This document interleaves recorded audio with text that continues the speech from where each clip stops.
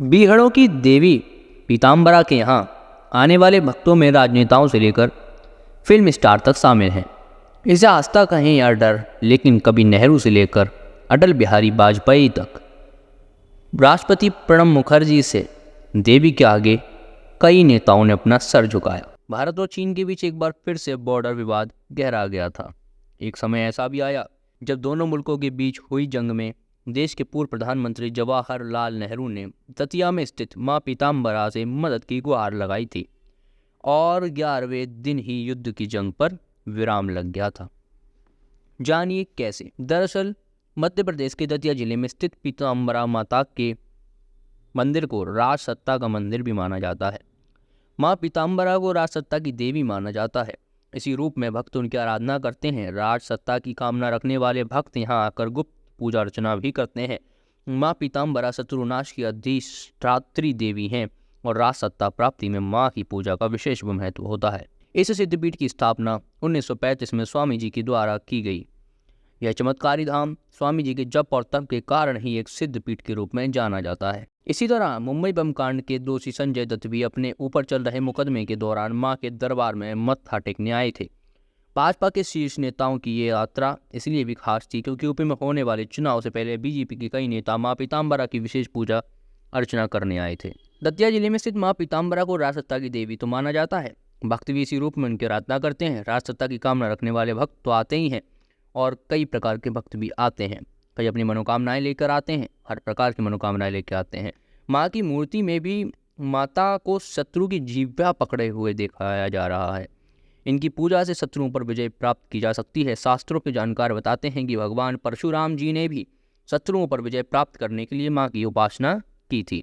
दरअसल बात है 1962 में भारत और चीन के बीच हुए युद्ध में पीताम्बरा पीठ में फौजी अधिकारियों के अनुरोध पर तत्कालीन प्रधानमंत्री जवाहरलाल नेहरू ने देश की रक्षा के लिए माँ बगलामुखी की प्रेरणा से 51 कुंडीय महायज्ञ करवाया था। परिणाम स्वरूप 11वें दिन अंतिम आहुति के साथ ही चीन ने अपनी सेनाएं वापस बुला ली थी। उस समय यज्ञ के लिए बनाई यज्ञशाला आज भी है और साफ साफ उस यज्ञशाला के ऊपर कंप्लीट लिखा हुआ है। इस घटना का वर्णन आपको वहाँ पर मिल जाएगा। दरअसल ये बात है कारगिल युद्ध के समय की। साल 2000 में जब कारगिल में भारत पाकिस्तान के बीच पुनः युद्ध हुआ, लेकिन भारत देश के कुछ विशिष्ट साधकों ने माँ बगलामुखी की गुप्त रूप से पुण्य साधना एवं यज्ञ किए, जिससे दुश्मनों को मुंह की खानी पड़ी। ऐसा कहा जाता है कि यह यज्ञ तत्कालीन प्रधानमंत्री अटल बिहारी वाजपेयी के कहने पर यहाँ कराया गया था। इंदिरा गांधी यहाँ 1971 में माँ के दर्शन के लिए आई थी जब वे दोबारा पीएम बनी। इससे पहले उमा भारती, पूर्व सीएम दिग्विजय सिंह, राजमाता सिंधिया, वसुंधरा राजे, माधव राव, यशोधरा राजे सहित कई नेताएं आते रहे हैं। मध्य प्रदेश के मौजूदा गृह मंत्री नरोत्तम मिश्रा भी दतिया में माँ पीताम्बरा के पीठ पर माथा टेकने आते जाते रहते हैं। माना जाता है माता के समक्ष माथा टेकने वालों के सभी मनोभाव पूर्ण होते हैं और माता उनके शत्रुओं से रक्षा करती हैं। माता की जब जब भारत को जरूरत पड़ी है तो माता ने अपना रूप दिखाकर दुश्मनों को ललकार लगाकर भगाया है और ऐसा भगाया है कि उन्हें मुंह की खानी पड़ी है।